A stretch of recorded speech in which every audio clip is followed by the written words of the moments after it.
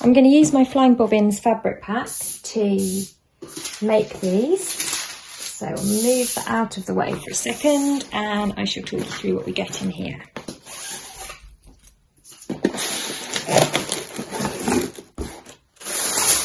So there are a few choices of different fabric packs. In each of them you get 1/2 metre of elastic, that's for going around the outside of your heel.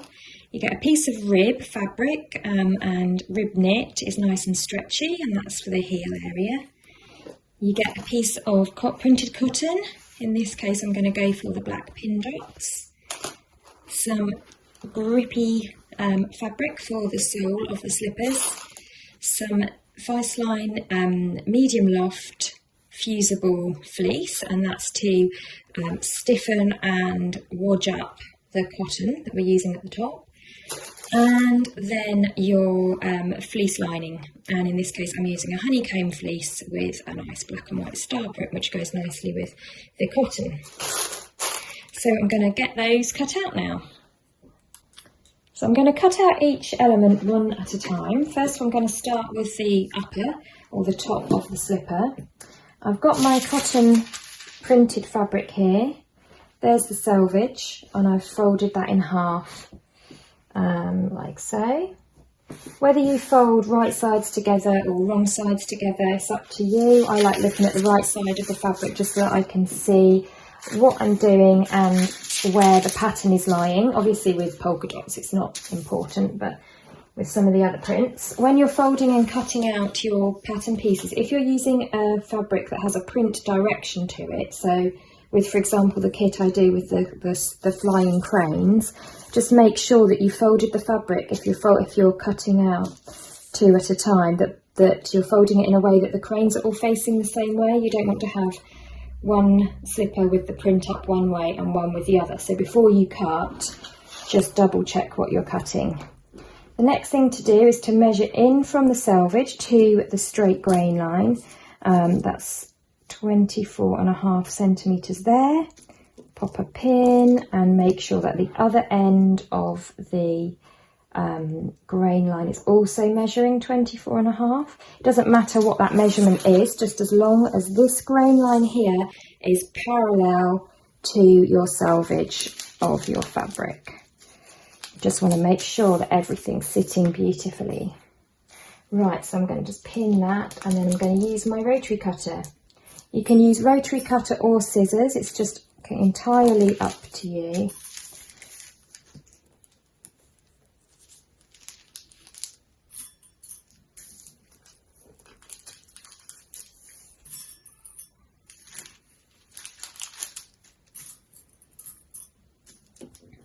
Or you can use pattern weights, whatever you prefer using. Okay, so I've got my mat underneath and I'm just going to carefully cut round.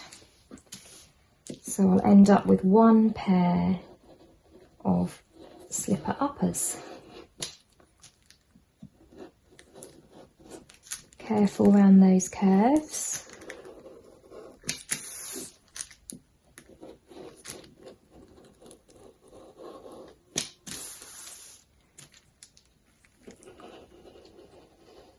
I give you plenty enough fabric in these kits. I mean, I've got enough there now to make a children's size as well, or a smaller adults. I include enough to make right up to a size 12. So you've got plenty of fabric.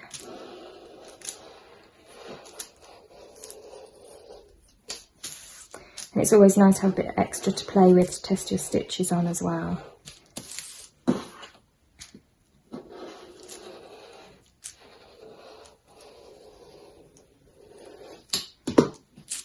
There we go, so there's my pair of uppers. I now need to transfer any notches, so I'm going to use my white chalk pencil and I will just mark them very discreetly within the seam allowance. Shows up nicely on the black fabric there. If you wanted to, the other way to mark those notches is just to snip. but if you're snipping, just make sure that you're not going in too far. The seam allowance on this pattern is a centimetre, so you know, if you're going to trim notches, just make sure they're really small, because you don't want to go beyond that seam allowance. You don't want your notch, which is why I'm choosing to do them in chalk. Okay. So I've got notches marked at the toe and either side. That's going to help me line everything up in a minute. And there's one last one right at the top there at the centre front.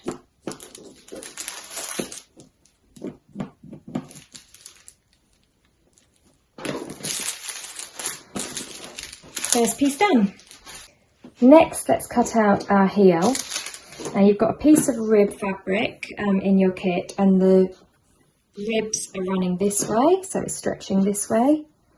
Fold that in half.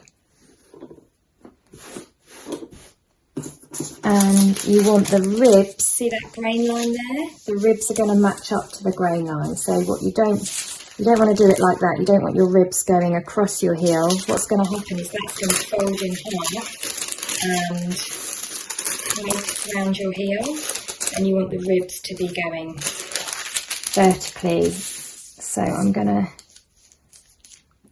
just make sure that that line is in line with my ribs. You can use, again, measure your grain line if you want.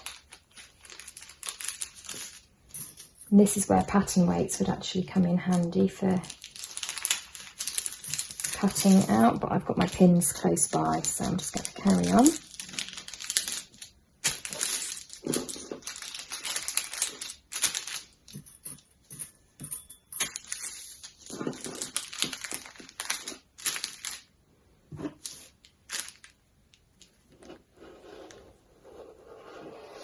And again, you could squeeze these up. If you're making smaller sizes, you could probably get a couple of heels out of the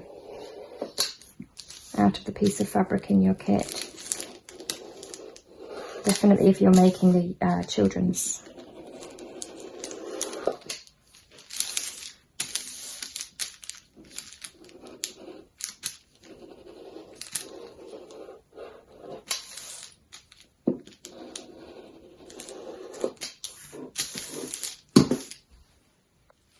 I've just got notches at the centre, top and bottom. I'm going to mark them on with a little bit of pink chalk.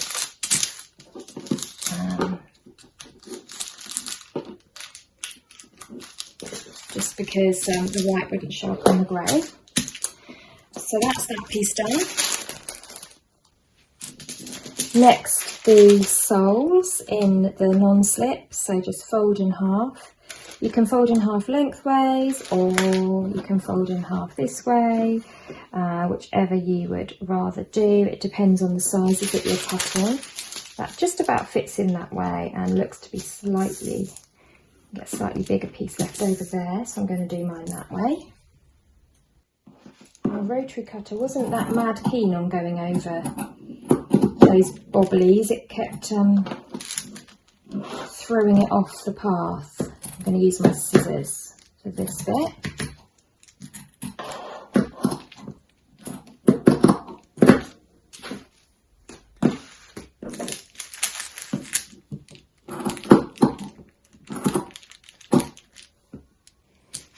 And the soles are not symmetrical, so make sure that you do transfer those notch markings onto your fabric, because that will help you get them the right way around later. Now for the fusible fleece, I folded it in half,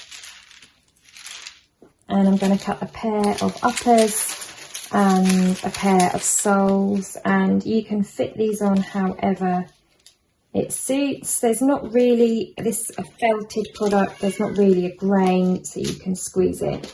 You can go off grain if you want. You know, it's up to you. You don't have to worry too much.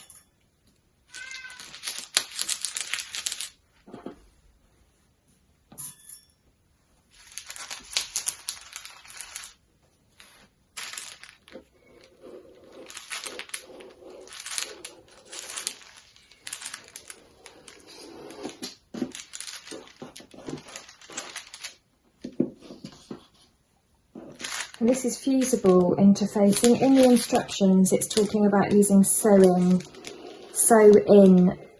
fusing or facing or batting or wadding.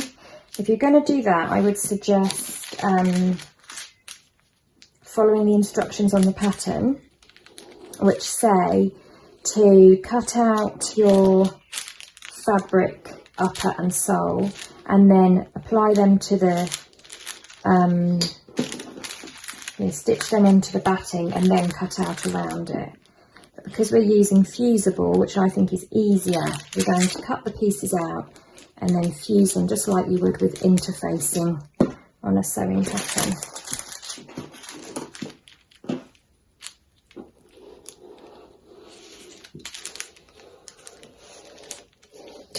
I've got the notches marked on the main fabric. It is important also to transfer some markings onto the fusible fleece, because otherwise, as you can see, it's quite easy. You might fuse the wrong bit of fleece to the wrong bit of the sole, if you see what I mean, because they're not symmetrical, but they're very similar and it's easy to get confused. So try to transfer your markings across, and that will make it easier to make sure that you match everything up as it ought to be. There we go.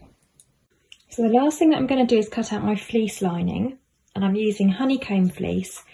Now with the fleece lining fabrics, they have a pile, and so therefore you want to be, just to make sure that you're cutting everything in the right direction, the pile runs this way. So you want, for example, your heel to be here and your toe to be here. You don't want to be putting your foot in against the pile. You want to put your foot in flat onto the pile. So I can see that my fabric goes that way. And then I'm just going to make 2 layers of my fleece like so, making sure that the pile is running the same way in both. So if you've got one piece of fabric and you're folding it, then just make sure you fold it in a way that I tend to do with cutting out fleece. I tend to cut it with the fluffy bit on the outside, so that otherwise the two fluffies, when you put them next to each other, sort of rub up against each other. So I've got the flat sides together, and both of my pieces are lying with the pile running in the same direction. So you just want to make sure of that. I've got my selvages over here. Lovely. Okay, so then I've got my 2 pieces that I need to cut out, which are my sole and my upper.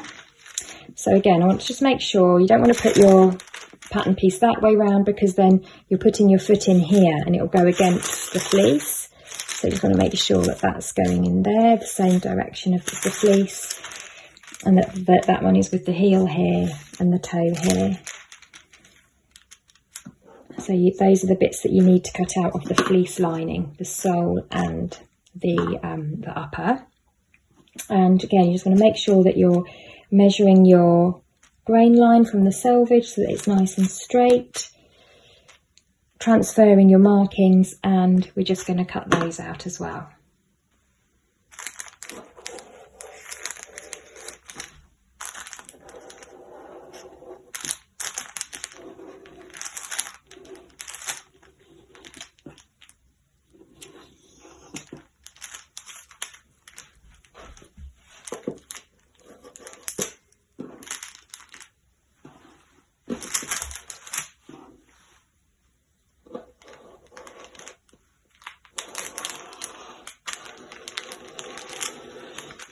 And in order to get into these tricky areas here, I'll just cut away the bulk of the fabric to begin with. And then that makes it easier to get into that curved bit.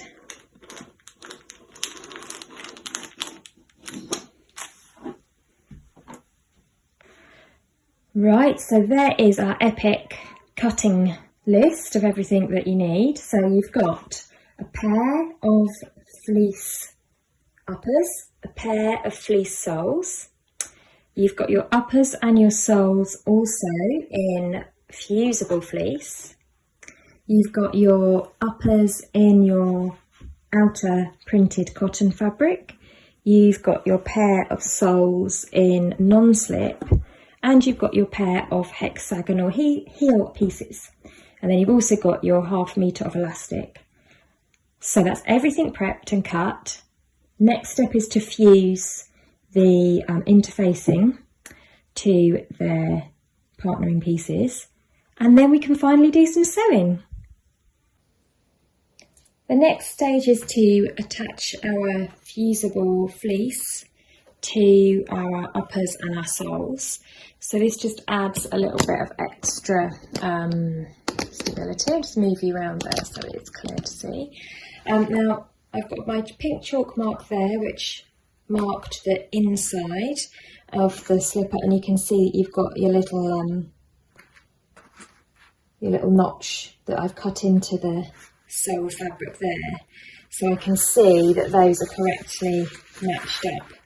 There's my pink chalk mark and there's my notch. I'm happy that they're correctly paired up, and I've got my grippy surface facing down, and then on top of that I've put my fusible fleece, and the rough bluey side is facing the wrong side of my sole fabric. So I'll start by fusing those together. Got my iron set up, move these uppers out the way just for now, do everything one step at a time. So I'm going to just pop this over the top, like so. Make sure everything's really well lined up. And then let's just hold and press.